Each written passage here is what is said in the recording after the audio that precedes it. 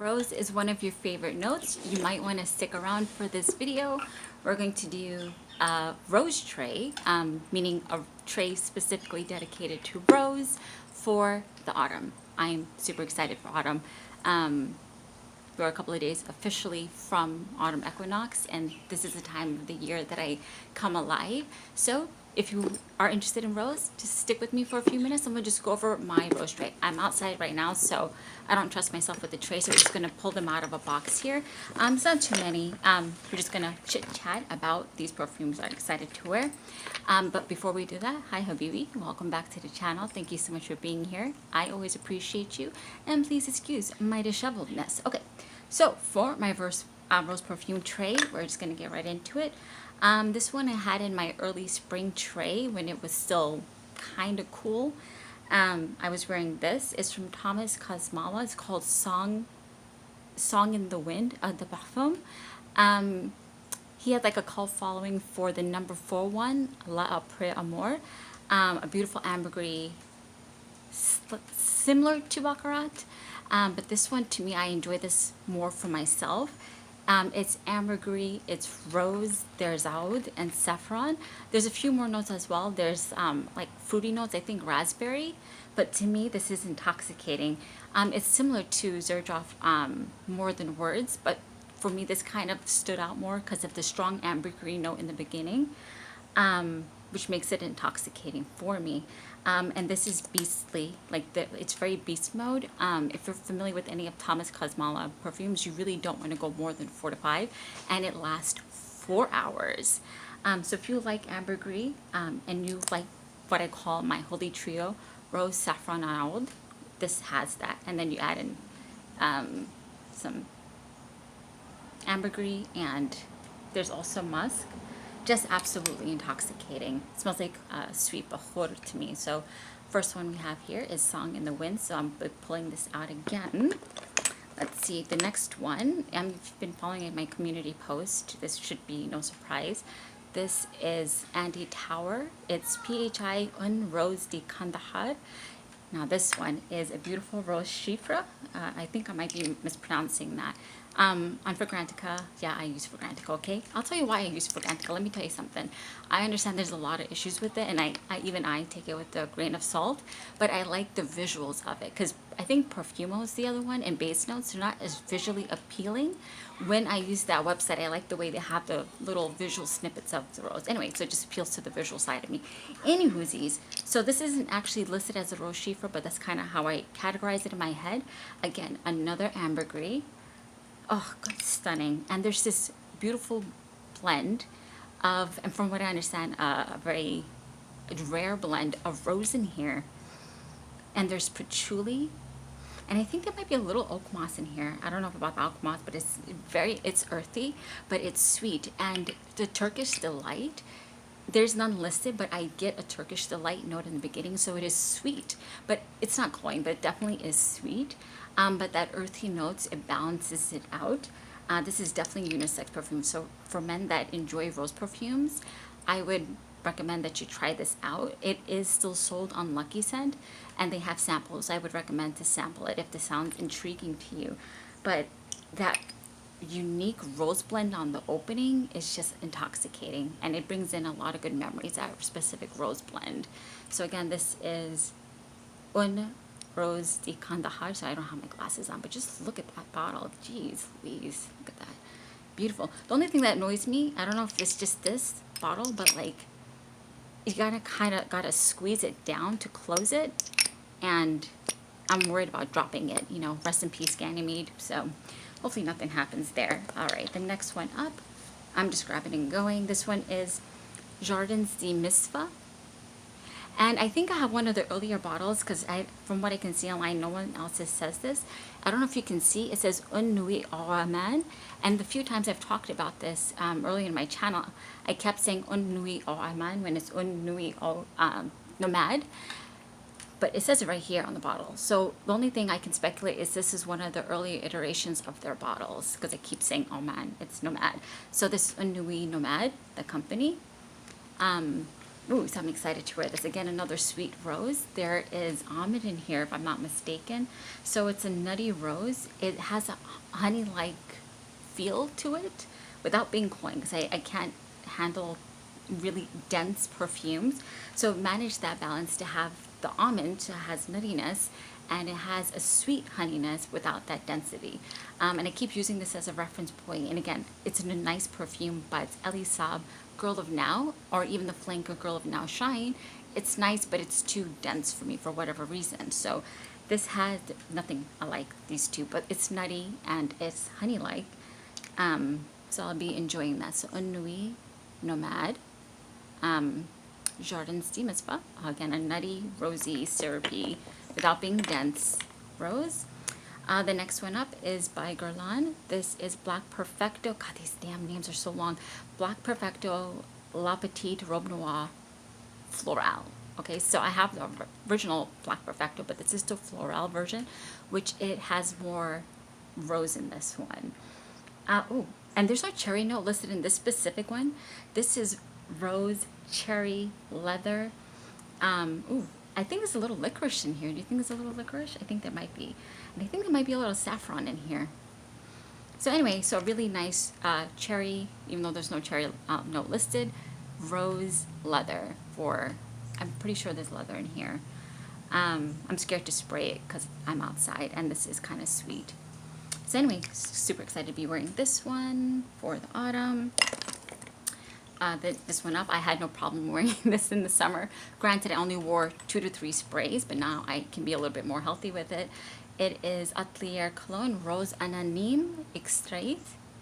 So there is one in a clear bottle, but that's the regular one. And this is, they reformulated the Extrait on their website, but this is one of the earlier iterations. I think it only comes in the 30 ml now on the actual website.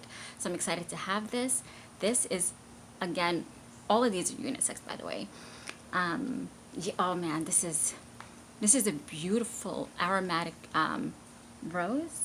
There is no leather note listed in here, but I get leathers. I don't know what notes are combining to create a leather like accord, but I think there might be saffron in here. I'm not sure.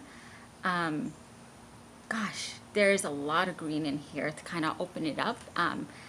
There has to be cypriol. There has to be cypriol in here. Some kind of herbal, yeah, some kind of herbal aromatic. And there was oud listed in there, but I don't get oud, I get leather, so I don't quite understand that.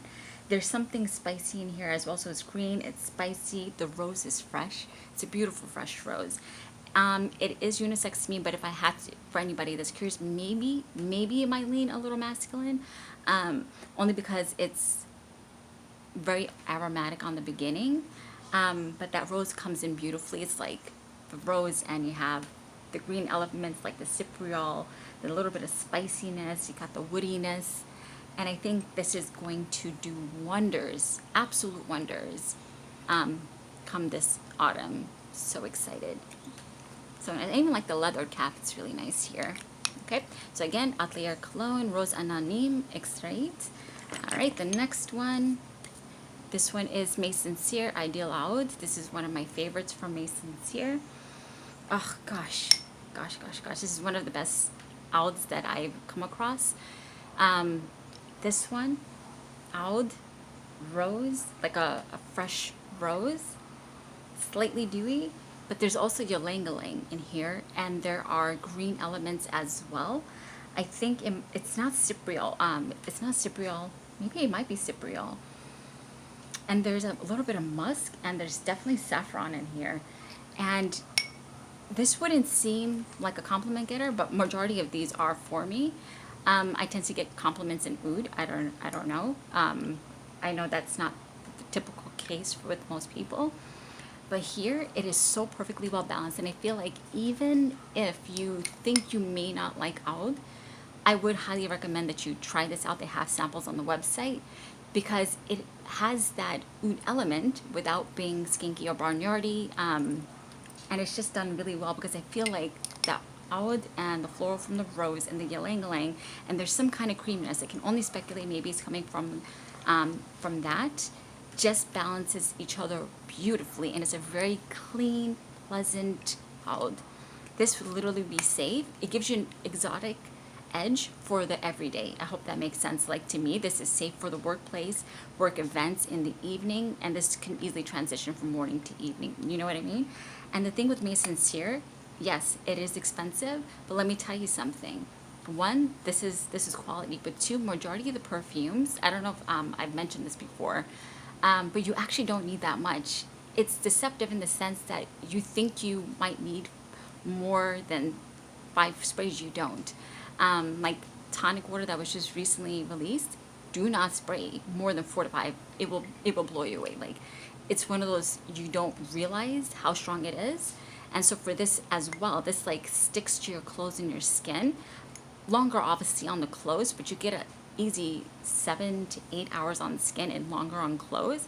You don't need that much with the perfumes. Not all of them, but a lot of them, they push, you know what I mean? So this is one of those, it's not a beast, not at all, but it is a healthy projector, you know what I mean? If somebody's like 5 feet away from you, they're gonna be able to smell you, you know what I mean? And again, it's sophisticated, it's classy, perfect for work. So if you have a button up, definitely check this out. Again, Mizensir Ideal Oud, one of my favorites from their house in terms of the Rose and Oud. Let's see. Oh, the next one. I have Terrence Hughes. This is Tabac. Oh man. Oh, there is something with this fragrance. I don't know what's in here. I wonder if MDMA is in here. There's not. I'm just kidding. There's no drugs in here. Oh my God. I'm just kidding. But am I though? But am I? Am I really joking? We'll never really know. Anyway, so this one, I understand the rose in here. Gosh, there is real oud in here for sure. It's a little, it's not strong, but there definitely is rose if you, oud if you concentrate. This is like a vanillic, oud with tobacco flowers. Like there's a tobacco element without it being like typical tobacco. I have no idea if that makes sense. Even if you think you don't like oud, you're gonna like it in this. It is really sweet, and I don't know where there's a honey note coming in here. Again, not a density here. And one thing about Terrence Hughes, I've tested several of his, and there's a few more that I'm gonna be trying out. It has a push to it, and with all these notes, you would think it'd be dense. I don't know how he does this with oud, and then you have the rose, and then you have, I'm assuming, yeah, there's definitely musk in here. And it would feel, you would think it would be a heavy perfume, but it's not. There's somehow, I don't know how he does it. It's not fluffy, it's not cloud-like, but there's lift to it that opens it up. And effervescence is not even the word, but there's this effusiveness, that's the word. This effusiveness to his fragrances that I adore. So it has that substance, yeah, but it is also effusive, if that makes sense. And this does cling quite a bit. I think like 7-8 hours. It's not a beast, not at all. It does come closer to the skin as the hours pass on, but it does cling. You know what I mean? And it's one of those things because of that effusive element. If you've smelled his stuff, you'll understand what I'm talking about. This should be denser than it is, right? The feel of it should feel heavy, but there's something about it that just, it's beautifully balanced. And it's just one of those freaking things that just drive me crazy. I love this one. Terrence Hughes back. Ugh. Ugh, disgusting. Okay. Ooh, centered myself. Okay. Next one up. I'm testing out. This is from Max Aroma. They have a decant. This one is, Regalien, Heart of Rose. Crap, I should have wrote it down. My bad. So anyway, really great quality of their travel sprays. You guys really need to check it out. Little MA here.